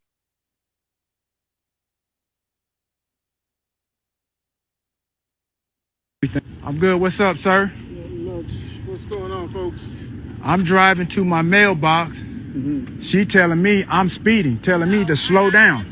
Slow down, and he rolled down his window and he started harassing. First of all, I didn't harass you. She telling me to slow down. I said, what do you mean slow down? I said, yo, I'm just going to the mailbox. And then she goes, get the out the middle of the road. Across the street and you almost hit me. First of all, I almost hit you. Now you just making up stuff. No, I literally Just like a Karen. You almost hit me. How did I almost hit you and I'm going to the mailbox? I was a Karen. Yeah, I'd call you a Karen when I came over here after you said I called the police. Absolutely. Then you went on to say, oh, I'm the subject of the HOA meeting, this and that and the other. I got liens and shit on my house, this and that and the other. Then you start bringing up my status, who I was, my HBO, my VH1. You the one brought it up, lady. I did it. You did it. You did. Hey, folks. First of all, I didn't almost hit her. Sir, no, I'm fine, sir. First of all, I didn't almost hit her. I understand that. Just relax. You're not finna sit up here. He ran the stop sign. Well, there is no stop sign. What are you talking about? I understand that. Where you hit? I wasn't, but I asked him to slow down, and he got out of his car and started harassing me. He put his car in park. Right, because you're gonna yell at me and telling me I'm almost hit you, and I didn't. But you didn't have to get out of your car. You didn't have to talk to me that way either, Karen. A black man approaching a white woman. First of all, you had your boy right here, your husband right here. So first of all, I don't do that type of stuff. Relax. You did. You put your car in park and you came at me. First of all, I didn't come at you. Yes, you did. You can stop all of that, Karen. Okay, listen. Get out of here with all of that. Listen, if you guys want me here, I can solve it. He literally came after me. Here she crying. There's Karen. Look at this. This is unbelievable. Swear to God, I've never been a part of nothing like this. I've seen it. Do you have your ID? I've seen it. Yes, I've seen it, but this is firsthand. And now he's on live. Oh boy, as she's crying. Oh my God, this is real. This is real. This is real. Here you go. Here you go, sir. This is real. This is real. This is real. This is real. I've seen it, but I've never been a part of this. This is real life. And now she's crying. Her husband tried to tell her to go in the house, but no, she wanted to do the whole Karen thing. So I'm gonna be here with my camera to show everything.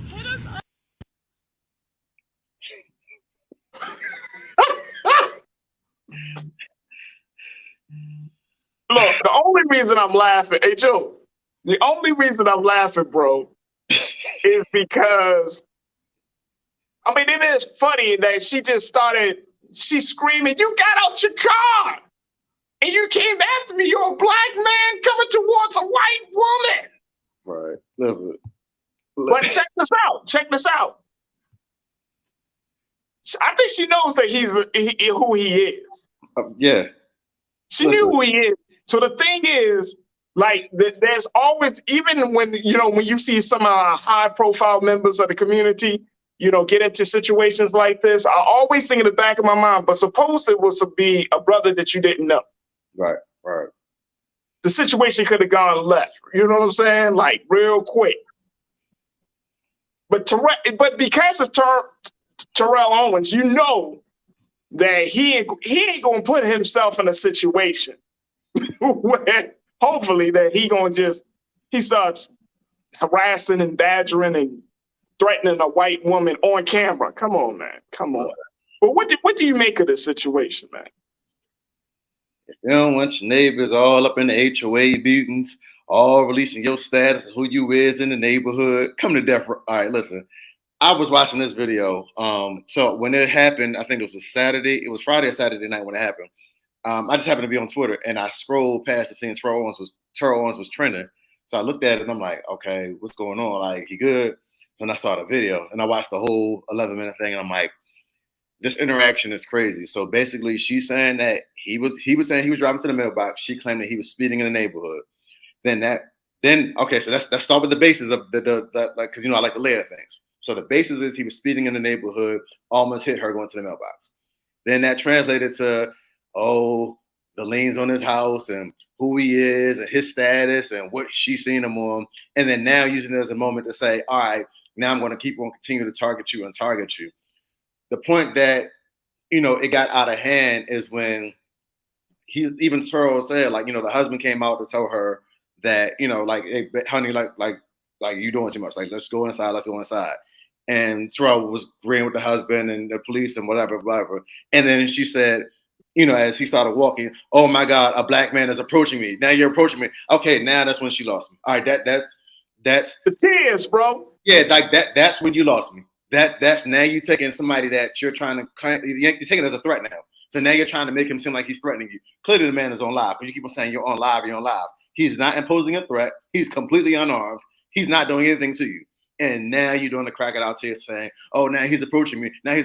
What am I going to do? I'm like, that's when you lost me. All right, argument done. You out of there. You out of there, shorty. And I hope he moves or she moves, because you're not going to be able to live in that space.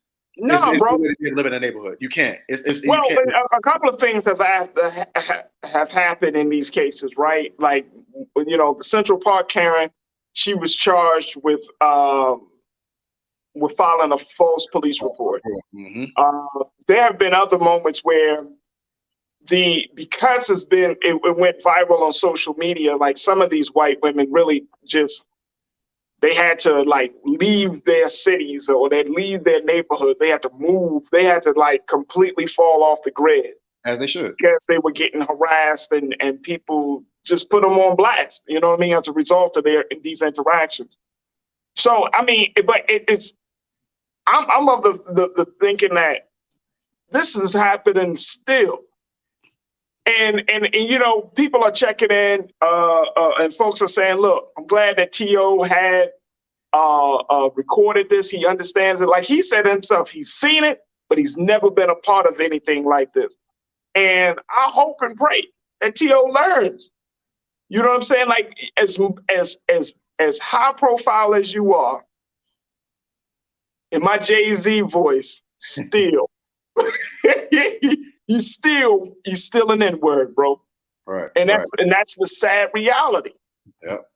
That's the sad reality for us. You know what I'm saying? Like, here you played, you are a champion, you're a Hall of Famer, you know what I'm saying? Like you are a grown ass man, but in the eyes of this white woman, you still just an N-word that is threatening them. Let's go to what people are saying.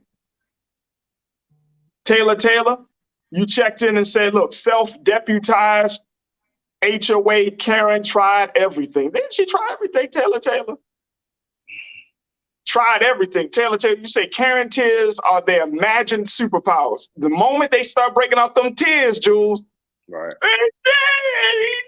Threatening me. Like, your presence is a threat. Like, that's crazy. Absolutely insane. Absolutely insane. Taylor, good to hear from you again. Thank you. Danita, you said, see how the police tell him to relax first, but didn't tell her to relax? Yep. Mm-hmm. Yep. He get a little bass in his voice. Man, he needs to relax. That's all right, calm down, sir. She wilding out on him. But he needs to calm down. Yep. Karina checked in. Karina, good to hear from you, sis. You said, you're a black man coming towards a white woman. That did it for me too, Karina. That did it for me. That's the point. One reason why I don't care for black men that pursue white women. Yes, I'm saying it, and I don't care if you disagree. You ain't hurt my feelings. I agree. But whatever. You're a black man coming towards a white woman. When she said that,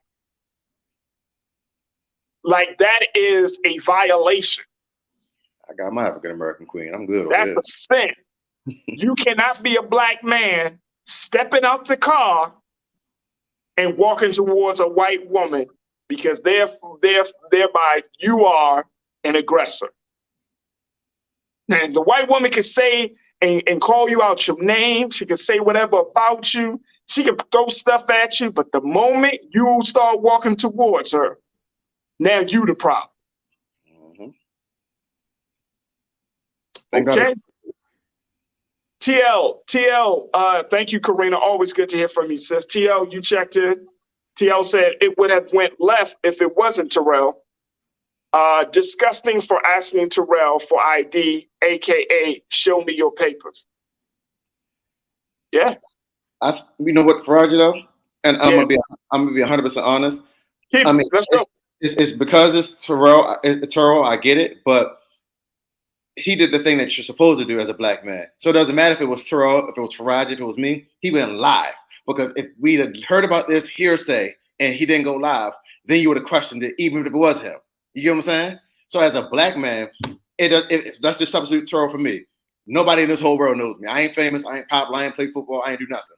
So if it was me and I went live, the fact that I went live saved my argument.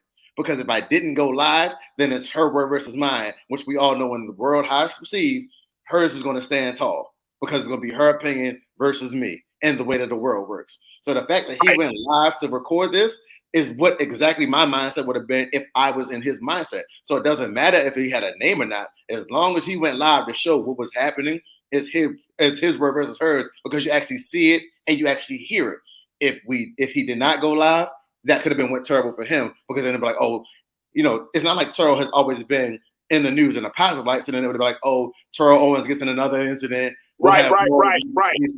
So it's like you got to look at it from the which is why he had to protect himself. Yes, exactly. That's what I'm saying. So it's like he had to protect himself, bro. Yep, he had to protect himself. Hey, look, check this out. Danita checked back in and said something. I thought this was interesting. She said they should stop calling them Karen and call them Carolyn. Emmett Till's accuser. Ooh. Wow. Ooh. Wow. Ooh. Somebody watched last week's episode. Danita. Somebody watched last week's episode. All right, Mm-hmm. Carolyn. My name is not Carolyn. Yes, you are Carolyn Bryant. All right, Carolyn. I got a new shirt made. Boy. If we're going to do this, all right, listen, I agree with that. If we're going to do this, then Spencer has to do it too, because I bought a shirt that says "Shut Up, Karen" from Spencer. So now Spencer has to come up with the "Shut Up, Carol" shirt. I'm all for it. That's true. I got a new That's shirt. true. I like it. Carolyn. Call it Carolyn. Hey, look, the fact is, bro, Terrell did the right thing. He showed out that he was an innocent before being proven guilty, before being, blazed in social media. But he did the right thing. But guess what? The bigger fact is this stuff is still happening, folks. You would have thought that we would kind of slowly get past this a little bit.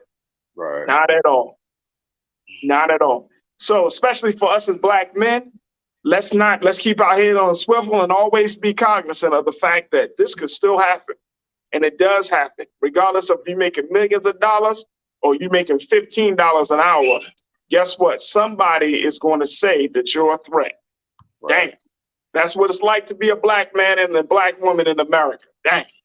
All right, we got to take our final pause. When we move forward, let's share with you some trends posted doing the most. Stay with us. It's The Culture on the Black Star Network.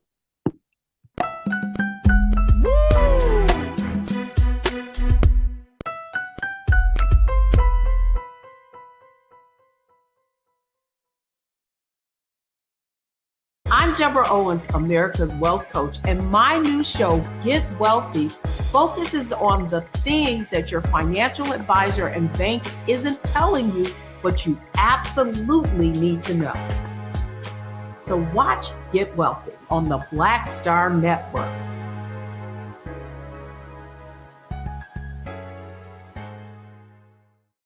When we invest in ourselves, we all shine. Together, we are Black beyond measure. Hi, I'm Dr. Jackie Hood Martin, and I have a question for you. Ever feel as if your life is teetering and the weight and pressure of the world is consistently on your shoulders? Well, let me tell you, living a balanced life isn't easy. Join me each Tuesday on Black Star Network for a Balanced Life with Dr. Jackie.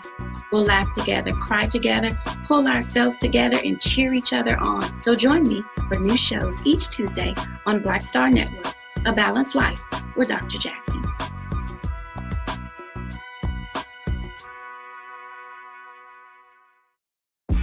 When we invest in ourselves, we're investing in what's next for all of us. Growing, creating, making moves that move us all forward. Together, we are Black beyond measure. Pull up a chair, take your seat. The Black Tape with me, Dr. Greg Carr, here on the Black Star Network. Every week, we'll take a deeper dive into the world we're living in. Join the conversation only on the Black Star Network.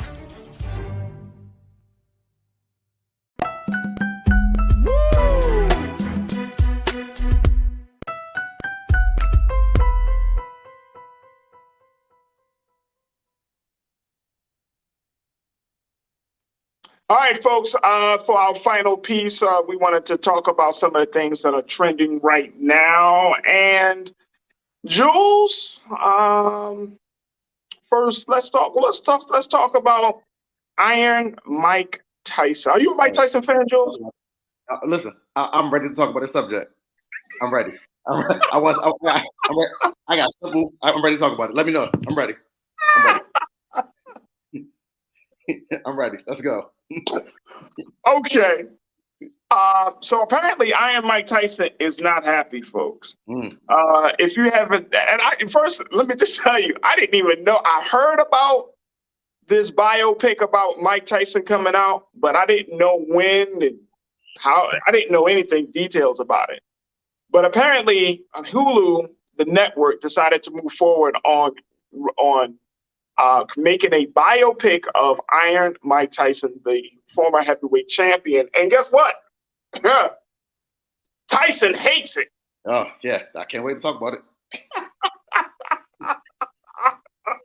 He absolutely hates it. Mm-hmm. He put it out there on his Instagram, folks, that he had nothing to do with the production and wasn't paid a dime for it. That's the sad part, bro. That's the sad part. You going to do a movie about my life and you didn't bring me in at the very beginning and you don't pay me? Mm-hmm. All right, Jules, go at it. What's your take on it? Real simple, because I know we're getting close to time. If Mike Tyson is against it, I'm against it too. You know why? Because we don't want to piss off Mike Tyson. Let me say this again. If Mike Tyson is against something, I am against it too, because we don't want to piss off Iron Mike Tyson. Mike Tyson got on social media and told us don't watch it. Guess what Jules did? I said, you right, Mike. Cancel. It's Mike Tyson. I don't want to be on the wrong side of Mike Tyson. It's not like Mike Tyson's going to whip your ass, Jules, if you watched it. Oh, the thought is there. Listen, remember, Tyson fought in the 90s. So when I got introduced to boxing, he was my first seeing of the boxing match. So imagine you as a kid, 6, 7, 8, 9 years old, you see all the adults down sitting in front of this big TV, so you watching all these pre-fights. You finally get down there, they let you stay up late to watch it, and the fight over in 10 seconds. I'm not playing with that, man. Hey, look, I get it. Hey, look, Tyson has become like only in America, in the name of in the words of his former manager Don King, only in America can a boxer redefine himself the way that Mike Tyson has redefined himself. Only in America, folks. For sure. If y'all know the story of Mike. He came from New York. He kind of had a hard upbringing. He had a coach, a trainer that loved him like a son. You know what I mean? Helped him to hone his skills, the whole thing. Only in America. And Tyson went through all of this stuff. I mean, the stuff that Tyson did, if he did it today, he would be canceled. Oh, bro, facts for sure. He was canceled back in the late 80s, early 90s. From Robin Givens' situation to the rape case, all of that, right? Just to how he is. He has transformed himself, redefined his whole image to now being this guy that has become like this podcast sage. Y'all be speaking more wisdom and truth, and you like, That's Mike and Tyson. that in his Mike Tyson voice, that's all I'm gonna describe his voice, in his Mike Tyson voice and way, right? And he's redefined himself. He's now become a more of a cultural icon. He's been in a couple of movies, specifically the what was that? The Hangover trilogy. Redefined himself. I mean, he's lived a hell of a life, man. I listened to Tyson a couple of times, and one of the things he said was like, he had to trip on it himself. He's like, man, I lived a hell of a life. He's settled down. He's a family man and all of that stuff now, but he has lived a hell of a life, man. I would love to talk to him. Just be like, bro, how did you get through it all? From the money, the women, the fame, the allegations, everything, just all of the legal issues. You know, you were at the top of the boxing world, you fell. I mean, the whole nine. Like, we don't hear about there aren't too many boxers that can get through all of that. Like, you know, we think of Holyfield, we might think of Buster Douglas, Sugar Ray Leonard is still looking out, you know, still looking good and being out there a little bit. But Mike Tyson has redefined himself in a very, very big way. And that's just like, wow. But to have a movie about this man and not bring him on. Facts. And I'm suspect about that. I feel like Like, it's why weird. do these networks keep doing it? I feel like it's weird because it's like he already did it himself. Like, I don't know if you've seen that when he does the live sit down in front of the audience and tells his story. And I think they put it on, was it on Netflix? It was one on those streaming No, I networks. haven't seen that one. It was like 4 or 5 years ago. It's so good. He's actually no, sitting on the stage telling it. Yeah, so he's telling the story. So it's like, if I want to hear anything about the Mike Tyson story, I want to hear You just from go to Mike Tyson. Like, I want to hear from him. So it's like that's already been done. I understand paying homage to somebody, but not bringing him on, not informing him about it, not getting his intake or his perspective, and then not even paying this man for the image and likeness, because that's what you're using, because that's what these college athletes are getting. So you're not paying him for his image and likeness, because again, Iron Mike is who Iron Mike is. He's still living, he's still breathing, he's still functioning. So you need to pay that man. It's like, I don't agree with that. But again, to iterate my point, if Mike Tyson says don't watch it, Jules is not going to watch it. It's Mike Tyson. Hey, look. Remember when Dave Chappelle was having an issue? And this was probably maybe like a year or two ago, where he was telling people not to watch the Chappelle show on Netflix. I think it was on Comedy Central, because he was like, they didn't do right by me in the contract. Please don't watch it. They ain't paying for it. They ain't paying for it. Yeah, they put the show on the platform. They didn't pay him for it. And I took that to heart, because I ain't watching. Right, me neither.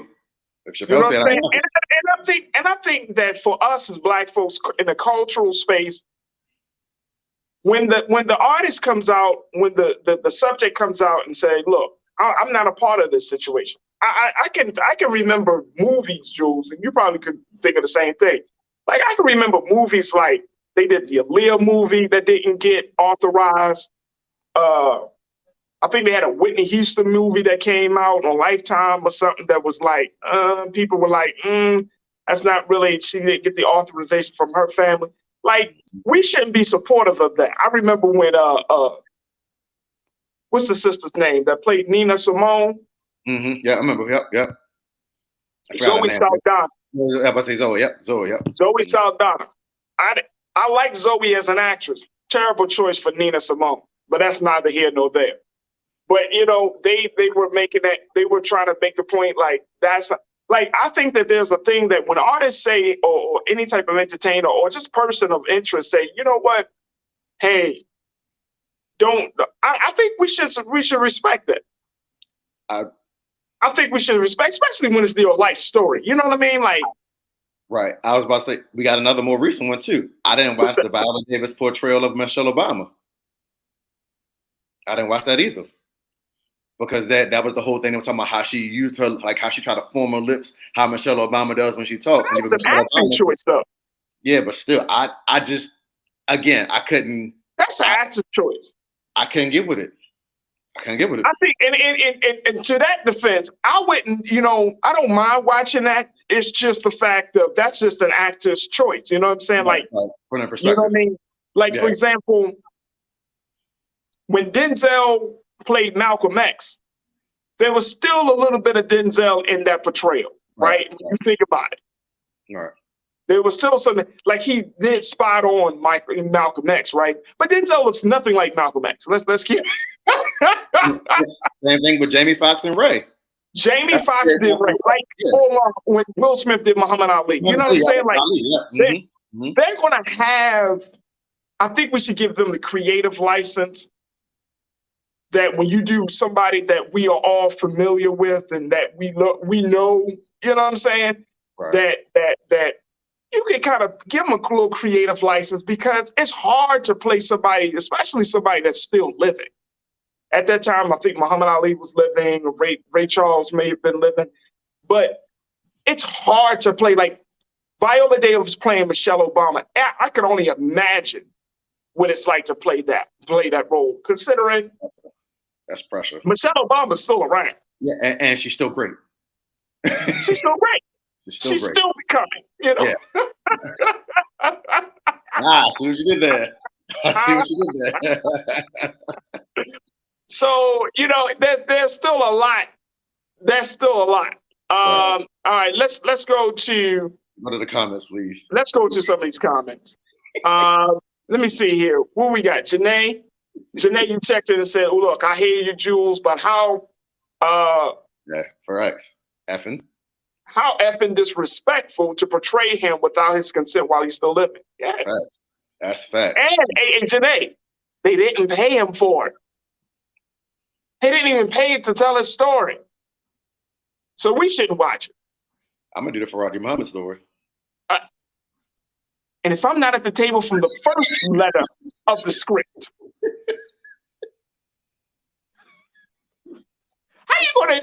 how you really gonna do somebody's story? They alive. Functioning. And you don't even ask. It's not that they're alive, but like they functioning and they're still out here thriving. They functioning. They're there probably in the studio next door.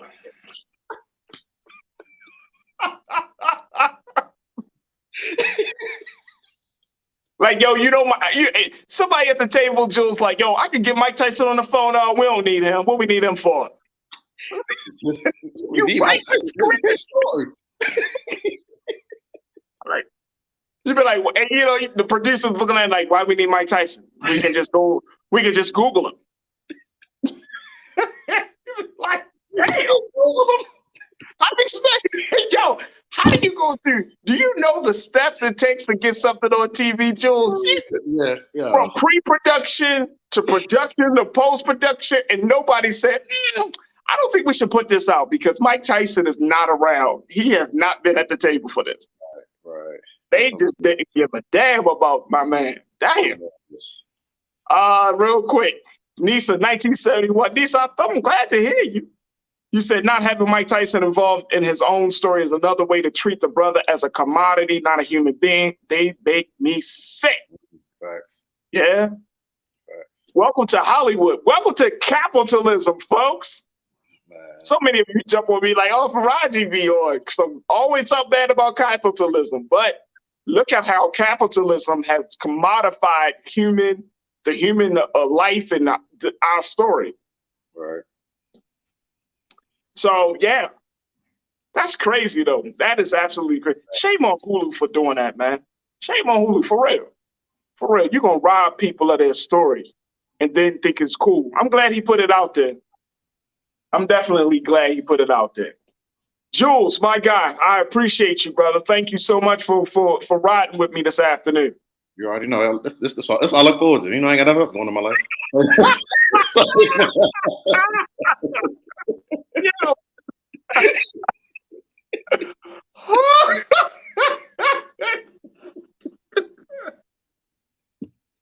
Wow.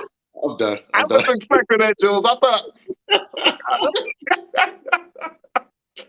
Jules P, hip-hop artist, activist, one of our key contributors here, culture crew member, key contributor here, Elder Culture. Jules P., thank you so much for being so good for the culture, bro. Appreciate you. All right, folks, that's going to do it for us. I thank each and every one of you for being with me and riding along with me. Make sure y'all continue to support Black Star Network at all opportunity. BlackStarNetwork.com. Black Star Network is the place for Black-owned media. This is the place where you can hear your story being told the way you want it to be told, the way they need to be told. This is the platform that you want to support. Make sure you support us with sharing the information, but we are on a big push to make sure that we are supported with financial support because we are growing. The demand is getting louder and louder. The content has to get better. And more importantly, we have to touch as many of our people in this country and around the world to tell our story and to present our case. So again, make sure you go to BlackStarNetwork.com to download for free and to let all your family and friends know about it. All right, folks, that's going to do it for me. Stay tuned at the 6 o'clock Eastern Standard Time. It's Roland Martin Unfiltered with Big Brother Roland Martin. And I appreciate all the continued support that we have here of the culture. Thank you to my dynamic cultural crew members. And I thank you for being my culture crew online to continue to be a part of the conversation, providing valuable insight, and most importantly, just showing some love to a brother. Thank you, thank you, thank you. As always, never be afraid to challenge what's wrong, stand for what's right while being yourself in the process. God willing, we'll talk tomorrow for another exciting edition of The Culture right here, only on the Black Star Network. Peace.